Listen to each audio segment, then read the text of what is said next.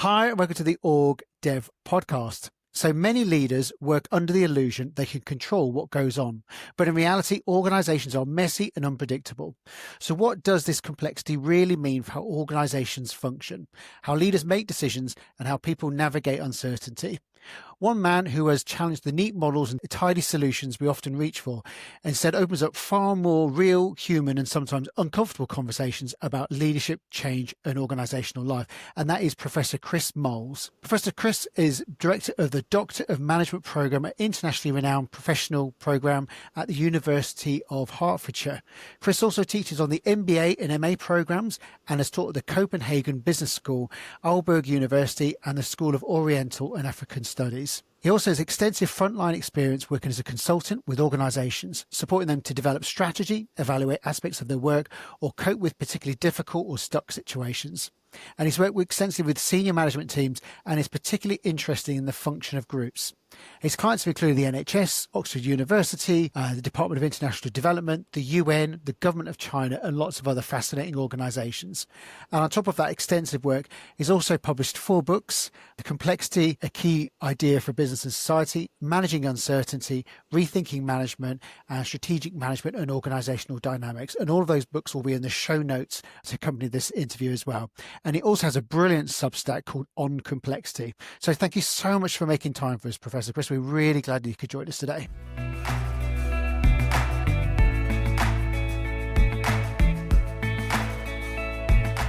Garen obviously gave us a bit of an overview of what you do, but can you bring that to life for us a little bit? Paint a picture of what that actually looks like in practice, the work that you're doing. My principal job is director of a program called the Doctor of Management program, and that's a program of research which involves people studying something that's going on for them at work. People who come tend to be in their 40s or 50s, so they've been round the block a bit, and they take some dilemma at work as both the subject and object of their research.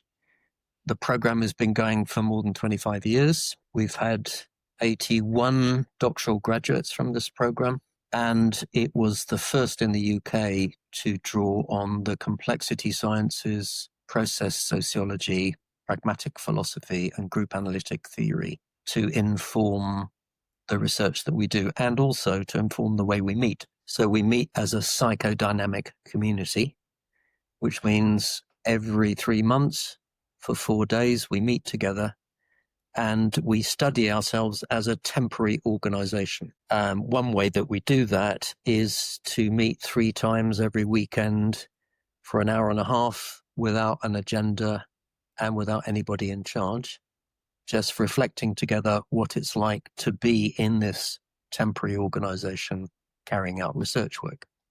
So we find ourselves talking about all kinds of things that are often not permissible in an organizational context. So people coming, people leaving, people struggling with their work, people feeling envious of each other, people getting into conflicts together, people experiencing joy at what they're doing in their research.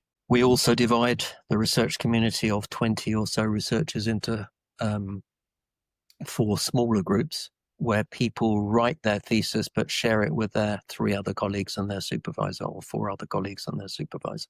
So the thesis itself emerges in the relationships on the research program, on the relationships with the students at work, with their work colleagues. And it's a continuous iteration of paying attention to what's going on at work, writing about it, thinking about it, reading organizational literature and philosophy and sociology, coming back to the residential every 3 months, sharing it with their research colleagues, sharing their writing, getting feedback from their colleagues and their supervisor, giving feedback to their colleagues and their supervisor about how it's going for them. So if you like, it's a practice of complexity. We walk the talk. We're interested in organizational complexity and we research in a complex way. Give you a flavor? It does very much so, yeah. And that's quite a different experience to other programs, isn't it? Yeah, I think it's group-based. So everything we do is in a group, and everything we do in life, you could say, is in a group. So even when you're alone, you're in a group because you're thinking to yourself using social language. So we focus very much on the group-based nature of social life, and we think what it means for us and for the group. Fabulous. And then you mentioned complexity science. So we love a definition on OrgDev podcast because lots of people talk about complexity. They probably mean very different things. So what's your framing of complexity science when you use that term? Okay, so the complexity sciences, there's no just one single complexity science, but the complexity sciences are a minority discipline within the natural sciences, which essentially are computer-based models. So you could say that complexity science has arisen coterminous with the emergence of computers in society. And the model that we take most interest in is evolutionary complex adaptive systems models, which are agent-based models which model something going on in nature. So termite mounds, the human brain, ant colonies. So you populate a computer program with lots of interacting agents. And even though the instructions you give them are deterministic, nonetheless, because they interact and they interact in a non-linear way, patterns emerge which could not have been foreseen by the programmer.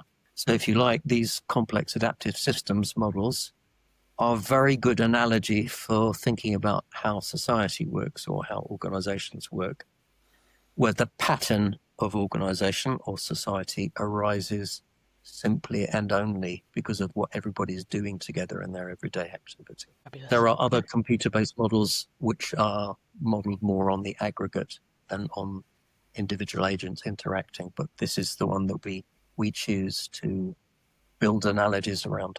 And what are some of the big shifts for people that come onto the program from kind of their starting point to where they end up at the end of their program with you? Are there themes that are kind of common across people joining the program and leaving the program? One of the clearest things I think is that people start to think about the vocabulary that they use on a daily basis, often unreflectively. So management is a kind of discourse that permeates everyday life. We can't escape it. So we talk about anger management, time management. Everything in society is deemed to be a problem of leadership, apparently. So whatever social problem we have, it's because we don't have enough or qualified leaders. However, there's been 35 years of leadership education, and look at the leaders that we get. So you have to say there's something wrong, really. So that we can manage anything and everything has permeated everyday understanding. And people who work in organizations often talk about management in an unreflective way. So, for example, let me give you an example. How many training courses have you been on, or anybody listening to this podcast been on, where you're shown a 2x2 diagram and asked to rate where your organization is, and you often rate it in the bottom left-hand quartile.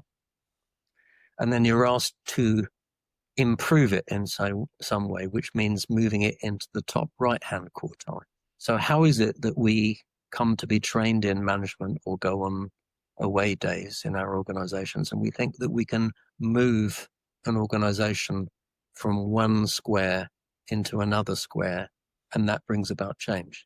Okay, it might be a helpful heuristic for understanding movement or transformation in some kind of ways, but how do we reduce complex human interaction in such a simplistic way and think that that is convincing? Because there's something that you say is that managers are in charge, but they're not in control. And that's quite a confronting thing for a lot of managers, isn't it? Like you also said, that managerialistic speak that we have, and even to the point of things like complexities can be managed as well. Is that something Exactly. that you sort of find is really important for managers to think about, actually, and have a more sort of balanced perspective on it? Well, management is a discipline which is about controlling things. So from the Latin manus, to put under your hand. So quite rightly, if management is going to be a discipline, it has to promise something. So if you're educated in management, you should be more competent and skillful in getting the outcome that you want. And organizations do have a duty to fulfill on their mission to achieve what they're supposed to achieve. And the idea then is that you have a skilled cadre of people who can in a more sophisticated way, achieve outcomes that the organization wants. So it's not a bad premise, really. However, I think management over-promises.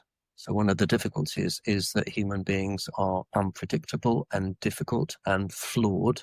And a lot of management models are based in highly abstract thinking, which, like economics, assumes that human beings are rational and behave in predictable ways. And even if they were more rational and with a tendency to behave in more predictable ways, there are always things coming at you from left field. Social shocks, political shocks, changes in senior management, changes in the board of directors, which you can't foresee and which will intersect with your plans and blow them off course. So what you can predict as a manager is that when you're managing towards some kind of organizational change, you're quite likely to get some of the change that you want, some of the change that you don't want, and things that are completely unexpected. Simply and only, going back to the analogy that I made with the agent-based models, because of the interweaving of everybody's intentions. I think one of the things that I really, because obviously we do a lot of preparation for these conversations, but there's a real, although it does encourage you to sort of take a step back, there is a deep pragmatism in terms of what you're trying to encourage people to do, can't you? But actually understanding that these things do a certain thing. So as part of managerialism, you sort of say that, for example, metrics can be a form of tyranny, which I thought was a great quote. Could you just expand on that a little bit more? Because people often see metrics, they're surely a good thing, aren't they? Maybe. So let's go back to the idea of being able to control things in organizations. The idea of metrics really is for senior managers to be able to see at a distance and compare with one thing with another. So it's the purity of numbers, if you like. So I don't need to come and ask you whether you're doing a good job or not. If I set some metrics for you, I can see at a distance without even knocking on your door whether you're achieving what you're supposed to achieve. The problem is that people then, when metrics are enforced in a very authoritarian way, people develop gaming strategies to deliver on the metrics at the expense of the work. So the famous example is, I think it was the Labour government that first introduced 4-hour waiting times for accident and emergency departments in hospitals. So you have to be seen within 4 hours. So various teams in various hospitals adopted different strategies to achieve the target, but miss the point of the target. So, for example, what you might do is encourage your ambulance drivers, as long as somebody isn't very urgent, driving round the hospital if A&E is full, waiting till it's less full, and then admitting the patient.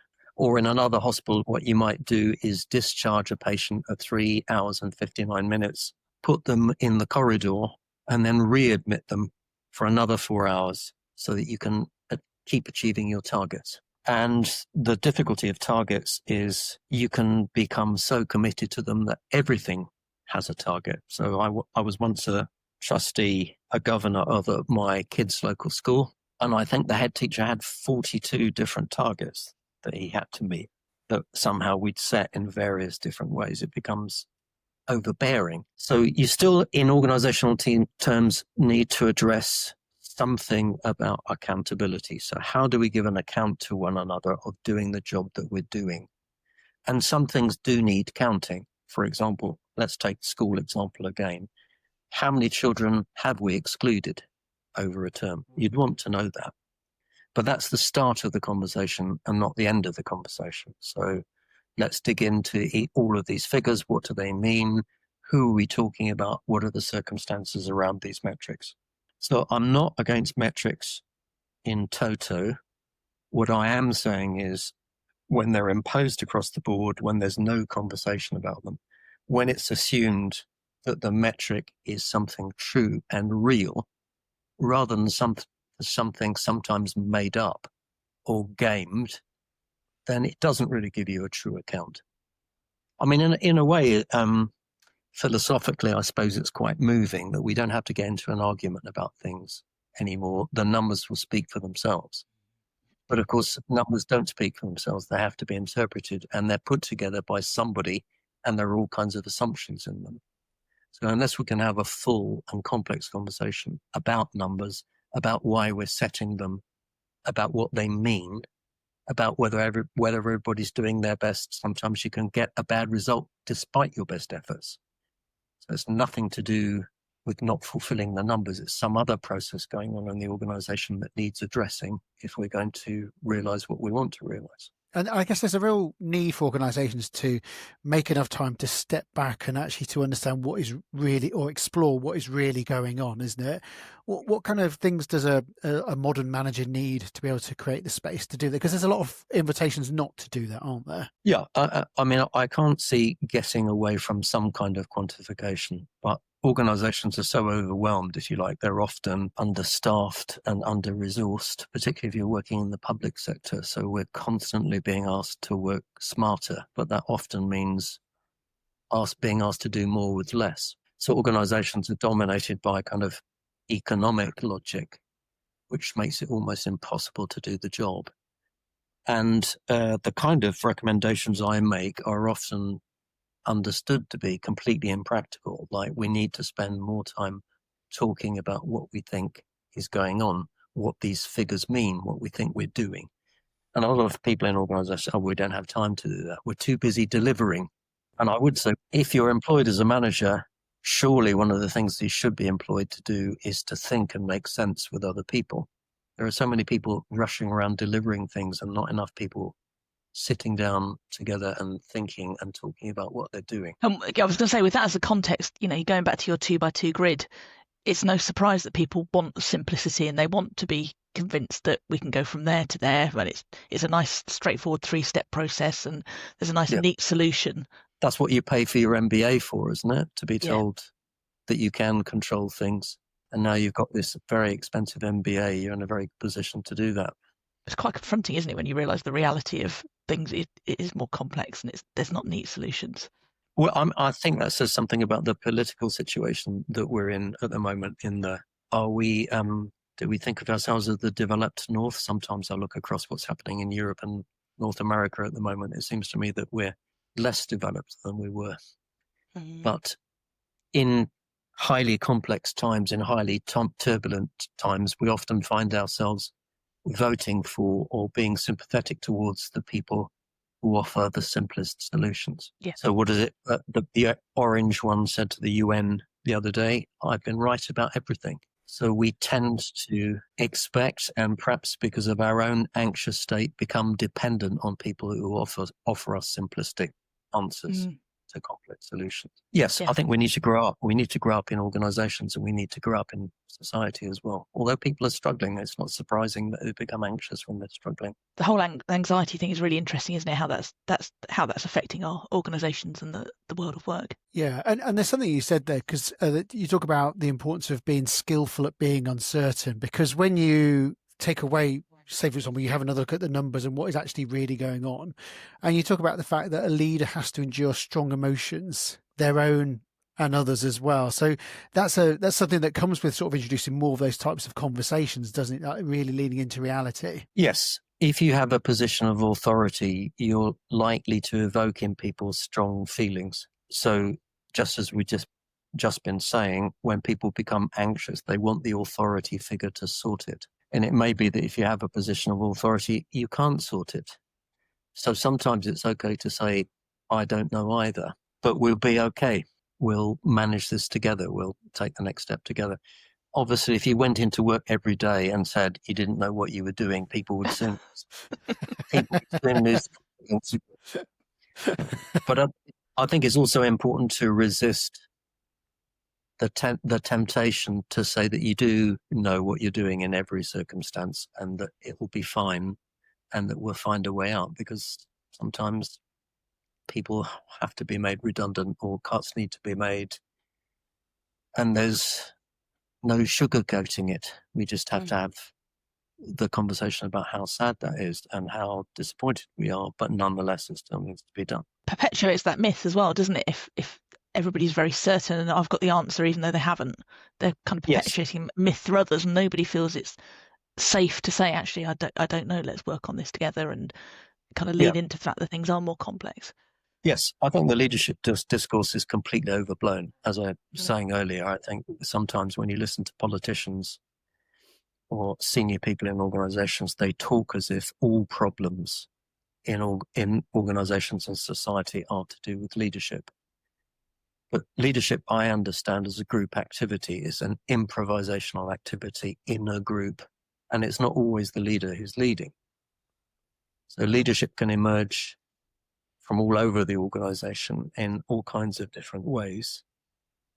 And sometimes the leader's job is just to get out of the way. So if you're working with a group which is mature and knows how to work, then if you keep insisting that you need to be the leader every minute of every day, people will just get blocked. That's one of the things I deal with in my last book on the chapter on exercising authority, and particularly in the tradition that we meet in the Institute group analysis methods, where we meet together, as I described, for an hour and a half, 3 times a residential weekend.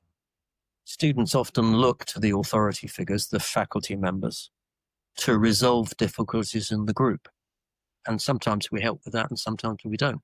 And the point of not helping is that people have to find their own ways of dealing with something, rather than looking for somebody else, for mum and dad to come in and sort it out. People need different things. So depending, the first time that you encounter authority in a group is as a child. So we all carry that with us into organizations. And certainly as a young man, I found myself fighting with my boss in the way that I used to fight with my dad. And it took me until my 30s to realize that that's what I was doing. Poor guy, he didn't realize, and nor did I. So we got caught in these awful power struggles over what could and couldn't be done, because I was still working out something unresolved from my family background. And sometimes as an authority figure, you can find yourself, you think, behaving in a perfectly reasonable way with your team.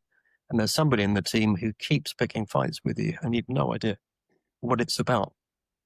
And it's about some other unresolved conflict that we carry with us. So we all have our life histories which impact upon the way we show up in groups of other people. And one of the things that we're often playing out is our early authority, relationships to authority, mums and dads. So there's a real need for managers to do a lot of sort of building their own sort of level of self-awareness as well. I think one of the things you talk about quite a lot is the importance of what happens in the micro, sort of the gesture and the response and what happens and where these things come from. So there is a real need for people to have, a deep understanding of how they are and how they respond in the moment, because that's what shapes the patterns, isn't it? So I suppose one of the principal differences of my own research community in relation to many other schools of thought and management is that we understand global patterns to emerge simply and only from what's going on every day between people in micro moments. So if you like, it's a way of flipping the telescope the other way around. Most people spend a lot of time thinking about the big picture, thinking about parts and whole in the abstract. Whereas what we're interested in is how those big picture patterns emerge from what we're doing here and now between us in the concrete and the specific as we try to negotiate what's going on. And sometimes it's still, even if it's just between two people, there's still a group involved, aren't there? There's still an influence of them around us, even if they're not present as well. Yes. So we are formed by society and we form society both at the same time. So you have individuals who are social through and through. If you like, we are each a slightly different fractal of the society of which we're part. So we're born into a society where there's already a play going on, where we learn a particular language or languages, where we're taught to see the world in a particular way. So we are socialized even before we open our eyes. So in the womb, you're already listening to music and you're listening to the pattern of language. But at the same time, as agents, we are able to act in society and in small ways change that society that we're part of. So the paradox of forming and being formed is a continuous process. but individuals in their social interaction are playing out some of those global patterns in a particular way at a particular time. It's what the pragmatist philosopher George Herbert Mead referred to as a social object.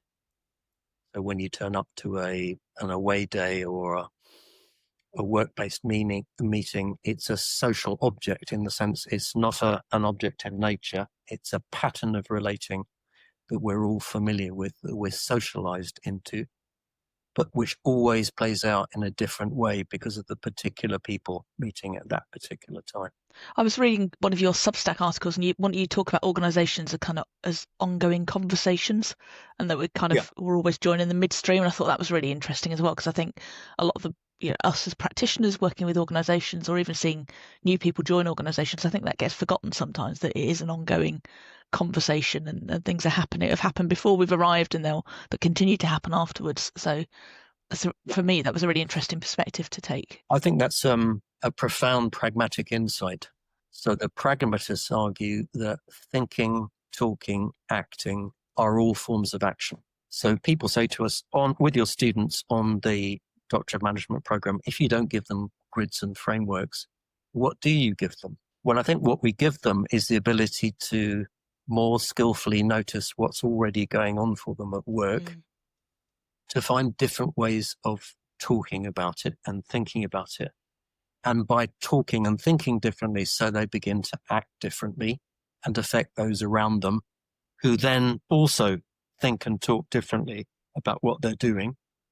And the change comes because of that iterative cycle of thinking, talking, and acting differently, which, if you're living in a non-linear world, which I believe we are, small changes can escalate, sometimes in a short period of time, into large-scale changes in the patterning of behavior. And this is very different from many organizational change processes, which believe that a large intervention is needed to bring about, I don't know what people think they're doing when they're doing large-scale changes. They talk about changing the culture.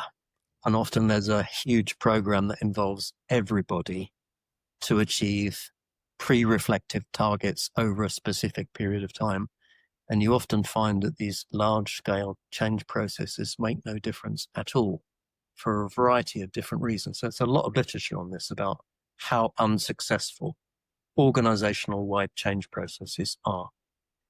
What we're doing, I suppose, is working with a very different non-linear theory of change, is that thinking, talking, and acting differently and changing the way we talk about what we're doing can, in a small way, make changes which can escalate into big changes over time. And if you think about organizations, as an individual, we all have our own habits as an individual, habits as a group as well. And those are the opportunities for change almost, aren't they? But first you need to be sort of critically reflexive that those things are there. Yeah.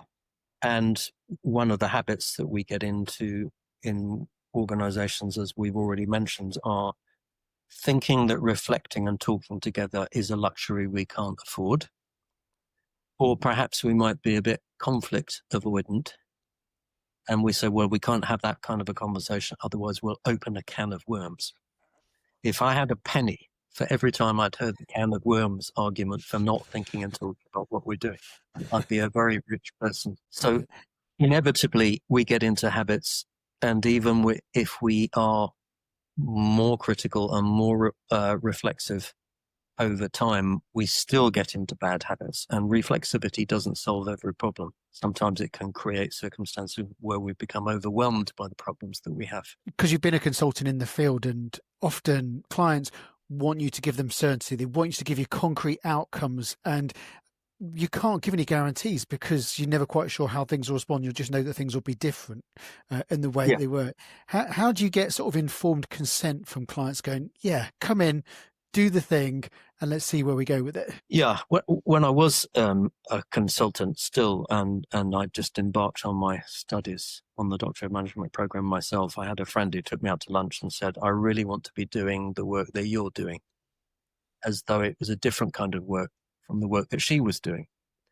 And my response was to say, well, I'm still doing the same work as you are. I'm just beginning to think and talk about it differently. And over time, what I found when I was still a consultant is the kind of work I did got me a reputation so that people would seek me out who wanted to work in the way that I wanted to work.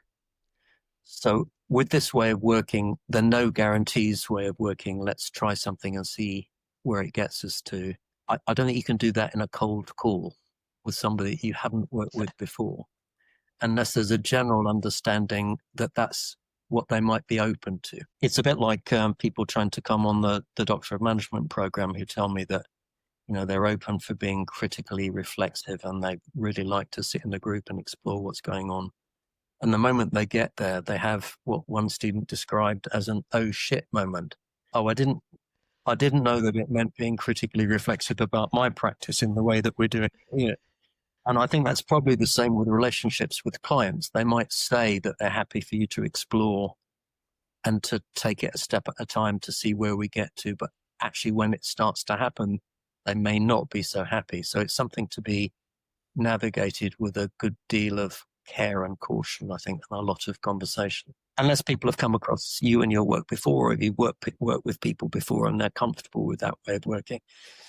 I must say I did a consultancy a while back with a Catholic NGO who had their own contemplative tradition of reflection and discussion. So when I suggested doing strategy with them in that way, they were entirely open to it because they knew what I was talking about. So from a religious perspective, they already knew what I was describing.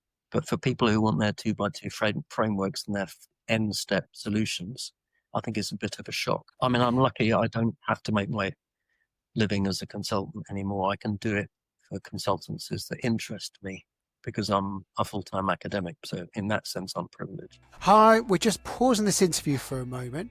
Have you ever finished an episode of the OrgDev podcast and wish you had a cheat sheet that summarises all of the key points? Us too. So we made one. It's called From Pod to Practice, and each week in our newsletter we'll share a 2-page summary of the latest OrgDev episode, and it includes key takeaways, a reflection prompt, and one small action you can try. And it's all in a digital format with space at the end to add your own notes and reflections, and it's designed to help you take the learning from the podcast into your day-to-day work. So to get your copy, just sign up to our Next Step to Better newsletter. The link's in the show notes, or you can visit our website at www.distinction.live to get the latest From Pod to Practice in your inbox. And let us know what you think. We'd love to get your feedback. And what was your journey into the field? How did you sort of discover this as a field? What was the sort of the evolution of this thinking? I started out in international development, and I worked in a conflict zone.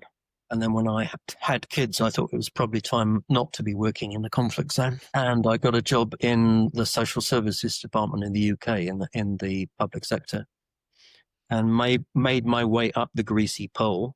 I was a union shop steward, and unusually in the public sector, my union went on strike, almost unheard of in 10 or 15 years. And I found myself negotiating with managers on the other side of the table once a week about the strike.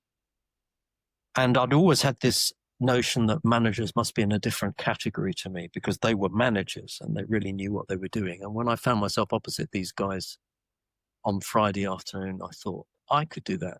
Why do I have such a high opinion of these people when they don't seem to be anything other than ordinary? So when I was able to, I got promoted, and I got on a management course where they taught in the strategy module some work by Ralph Stacey, who started the Doctor of Management program at the University of Hertfordshire.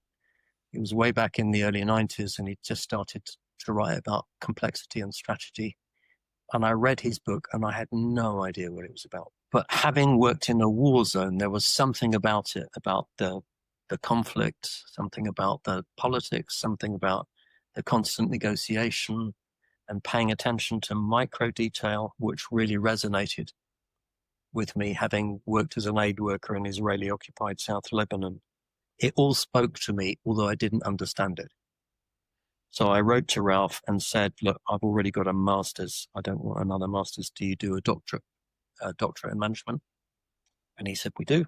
So I became a student on the Doctor of Management program myself. And as I completed, Ralph was retiring and was looking for a replacement, and serendipity, I'm doing the job that he did. And I've been doing it since 2011. University of Hertfordshire, that whole area is sort of quite renowned for a lot of original thinking that came out of there. What was it like to work in that department at that particular time? Well, there are a lot of changes, and the doctoral management program has always been under a lot of pressure because we are eccentric and difficult and unusual, and we don't fit the mold of academic programs. And in fact, the program is going to close now, so we'll be winding down over the next 2 or 3 years. But this highly intensive, labor-intensive, face-to-face way of working more than 16 days a year we spend with our students is very unusual in the academic context, where most PhD programs you see your supervisor once a month for a couple of hours. So we're offering a very different model. And I would say we've had enormous support from colleagues in the University of Hertfordshire, but it's become impossible to go on because of the cost of doing what we do. We don't make enough money, basically. Which is such a shame, because when you are sort of potentially people's perspectives on the world are being transformed, it takes time, doesn't it? It needs immersive experiences to support that to happen. Yeah. Well, we're in a different world. It struck me that, the pandemic made this kind of meeting common, where prior to the pandemic, it would be something you would do to speak to somebody abroad, or if you could, push came to shove, you couldn't meet face to face, but if you could meet face to face, you'd do that as a priority. Now we do this as a priority. So it's not really surprising that's affected all areas of working life, including the work that universities do. So my university, at the same time as closing my program, is opening up an online doctoral program where people access asynchronous materials, they watch videos, they have supervision online. They may not even come to this country at all, except for the final exam, and maybe not even that. So technology has opened up all kinds of possibilities, but also there are losses along the way. So the kind of intensive program that we offer, resonating bodies in a room face to face, it's carbon intensive as well. So 2/3 of my students come from overseas, mostly from Europe, sometimes from much further afield. Is it a sustainable model of education that I'm offering here by insisting that people fly to the UK once every 3 months? So our priorities change. Technology enables us to work and relate differently, but also things get lost. And I guess it all comes back to that conversation we had earlier about metrics and what you're measuring success and outcomes on. Yeah, that's right. So, well, I think my university feels on the one hand that we're unique and different and world leading. And on the other hand, we're in new times. The university has different priorities and different metrics to keep. And, there's been a huge marketization of higher education as well. So universities aren't just universities, they're businesses as well. What do you enjoy most about the work that you do, or the work that you've done? What really kind of sparks joy? Marie Kondo has changed her mind about sparking joy, apparently. But she now thinks it's okay to be cluttered. But I take your point about what's joy. I think the kind of the quite moving, it's a word I use judiciously, transformation of many students who come on the Doctor of Management program who turn up for all kinds of different reasons. Some know what they're coming to, many don't. And over the 3 or 4 years that we have them with us, they become much wiser about themselves, which is not to say that they become super cool. One of the stories I tell, and I hope I'm not repeating myself, but the Grandmaster Suzuki was once asked what a lifetime of meditation had done for him. And he didn't say, well, I've now become enlightened or I'm now super wise. He said, I've become a connoisseur of my own neuroses. And I think that's what happens to people when they come on the demand program. They become much more skillful in noticing their own shortcomings and their own neuroses. And that possibility of becoming slightly wiser about yourself gives you more potential for acting. And some people come on the program and go through periods of lack of clarity and confusion, and they get lost. but they find a way through. They write a very good thesis. And it's a real joy then to see them much more comfortable with themselves and with their practice, dressing up in their garish robes and funny hat to go and get their doctorate on the stage at St. Albans Cathedral. That's a really moving experience. What's particularly interesting you in the field at the moment? I did a one-day event with a colleague in Australia this year on AI. And mostly I tend to avoid things that are overhyped, and I think AI is probably overhyped. But nonetheless, in order not to make a complete fool of myself, I did some reading on AI before I went. And I think that this is another potential, it's obviously a benefit in all kinds of ways, but one of the downsides of AI is going to be exactly the same kind of instrumentalizing and abstracting processes, which make us less human in the workplace. So I'm become a little bit more preoccupied with what algorithms are doing to oversimplify our relationships with each other, the ethical choices that we make. And we had a fantastic speaker at the conference this year, Carolyn Pedwell, who's written a very good book on habits, but has now started a research project on AI and what it does for intuition, for example, the way it begins to guide our intuition about things. So I'm very concerned about existing socio-political processes like polarization, like financialization, like instrumentalization. Individualization, I think, is a huge problem, that we think of ourselves as cut off from one another. And I think if you tip technology into that, like AI, things could only get worse in some ways.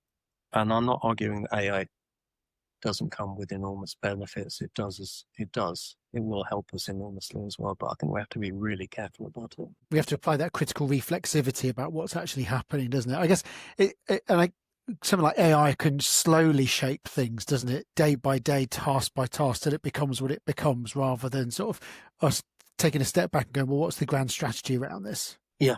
And I think it also takes some of the important work out of learning.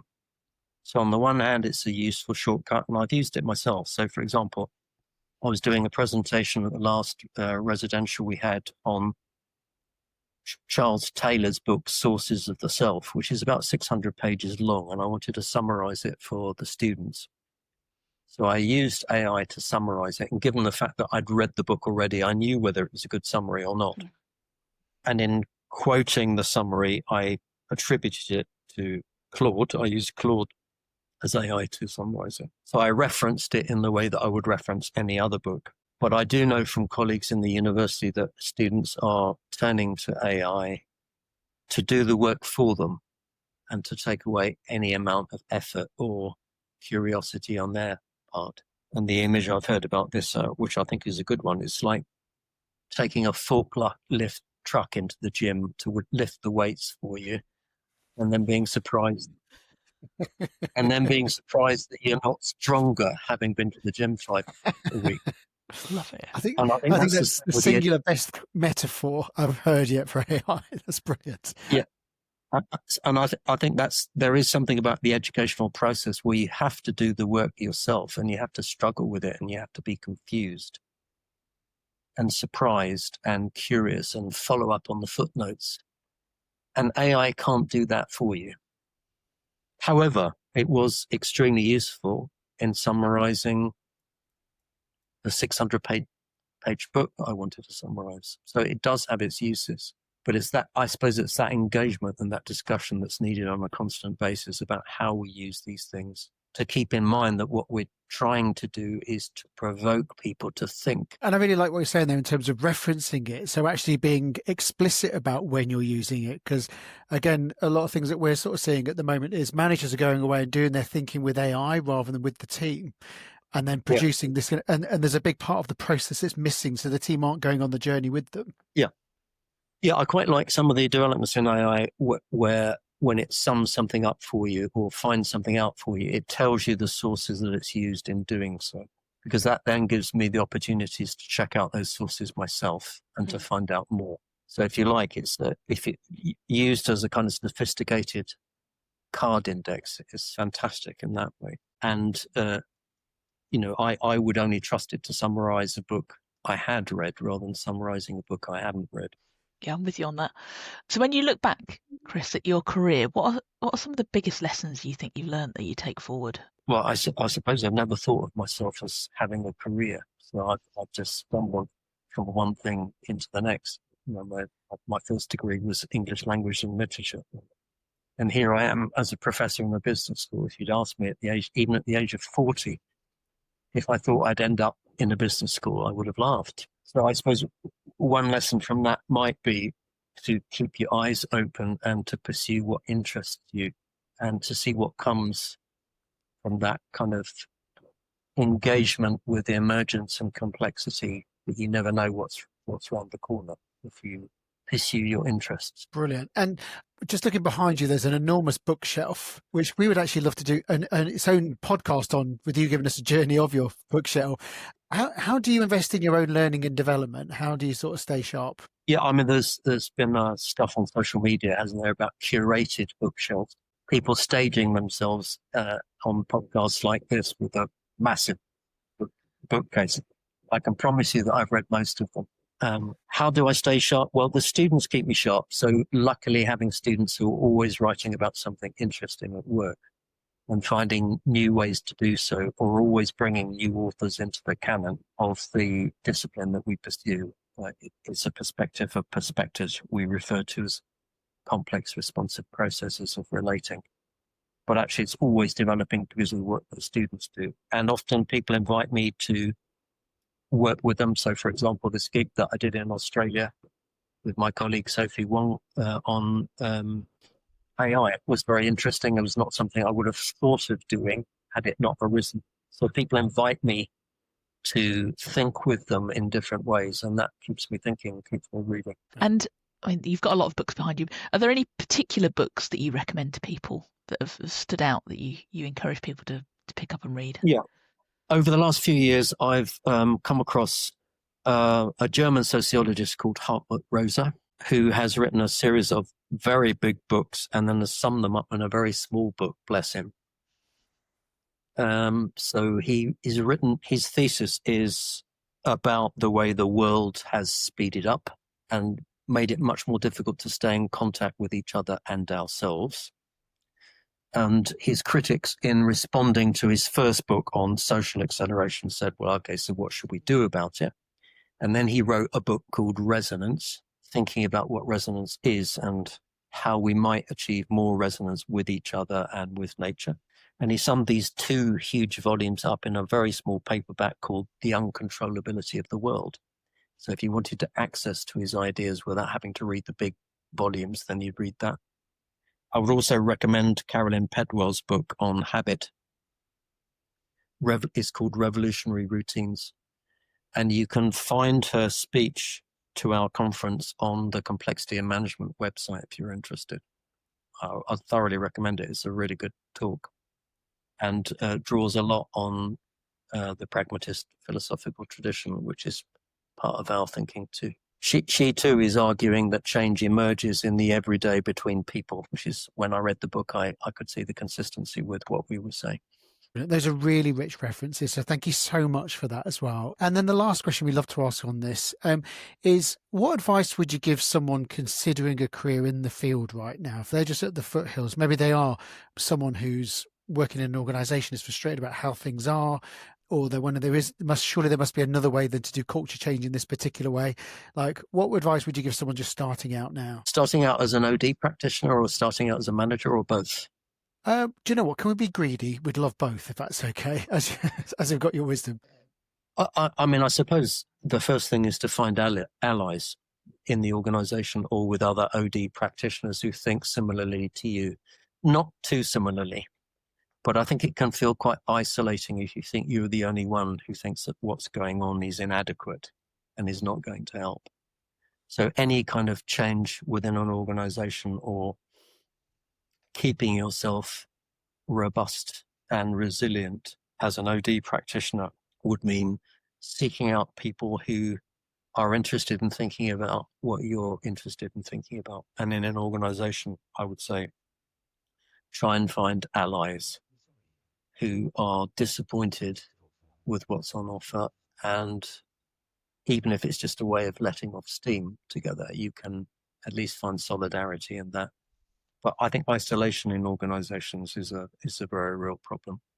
And it's also a way of command and control, isn't it? If you can isolate people, if you can stop people from talking together or thinking together, then it becomes much easier to push through authoritarian management regimes or regimes which oppress people in the workplace. Chris, we just want to say a huge thank you. I don't know about you, Danny, but I've really enjoyed the conversation. It's been thoroughly thought-provoking, and has also made me think about my own practice as well. I think I caught myself the other day going about leaders creating the conditions, and it's like, no, but that's only half of the equation. And so I think it's just a really brilliant opportunity for people to take a step back as well. Danny, what stood out for you from the conversation? Well, lots and lots of things. I think, I was scribbling down notes, and I think, a reminder that we can't control everything, that humans are different and difficult and flawed and unpredictable and not rational. So to kind of let go of that illusion. I think not all problems are leadership problems. I think that's really one to hold on to. And I really enjoyed the way you talked about the thinking, talking and acting differently, and that kind of small changes can actually escalate into much bigger changes. So, we can make changes, start small, think, act, talk, act differently. And that can have significant impact. Yeah. And I think for me, I love counting is the easy bit. I think that we forget that bit. It's really important to make space to interpret the data, and the power of micro moments as well. And I didn't get a chance to ask the question, but you said at one point, there is no such thing as a system. So we'd love you to have you back again to open that discussion at some point, because I want to say a huge thing. It's been brilliant. If people want to follow your excellent work, your books, your Substack, your talks, your social media things, what's the best way for people to reach out to you or to follow your work? Yes, you can find me on the complexity and management site, which is where I advertise the annual conference that we have. So we have a conference in the first weekend of June every year. And I think the Substack, which is Chris Mowles at substack.com, if you want to see some of the writing and some of the references that I'm making. And it's a really good Substack, isn't it, Danny? It's a brilliant Substack, yeah. Highly recommend it. Well, I want to say a huge thank you, Chris. For those of you watching, one of the things that we love is the fact that so many people share the interviews that people watch. And if you think you know someone who would really benefit from sort of listening to Chris's thinking or the way he perceives organizations, then please do share it. And also, if you have a chance to hit the like button as well, because the algorithm gods love it. But most importantly, thank you so much for your time, Chris. We really appreciate the deep thought you've given to the questions we've asked today. I know that people will find it really useful, so thank you. Thanks very much for inviting me.